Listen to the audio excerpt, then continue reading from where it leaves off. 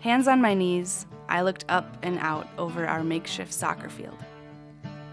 At the far end, Jason was trying to work the ball around Jeremy and past Austin, who was guarding the small space between stacked chairs we had designated as the goal. I was responsible for protecting the opposite goal, a recycling bin we had placed on its side. I squatted down and thought back to the first time I met these three young men. I don't ever like to admit when I feel intimidated, but I was flat out scared about running a PE class with a group of competitive, aggressive, 6-foot-tall, 200-pound teenagers.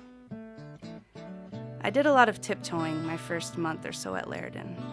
I was hesitant and awkward, alarmed by the students' violent behaviors and unsure how to connect. I thought reading their histories and diagnoses would help me to know them. The ball ricocheted off one of the stacks of chairs, and Jeremy ran across the room after it. I stood up and jumped around, shaking my legs out to prepare for my goalie duties.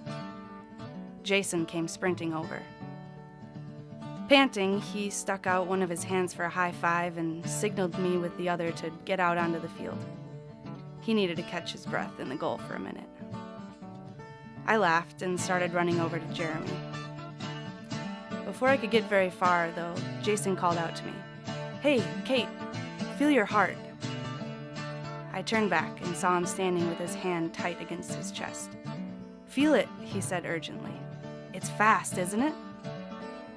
He came over to me, pulled my hand off my heart, and held it on top of his own.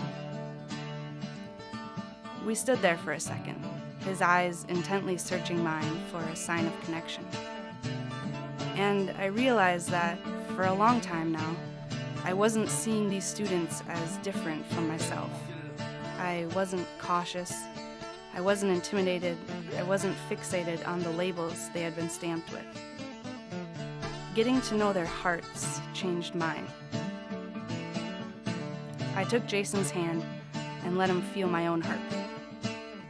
"Here, Jace, feel. Mine's fast too."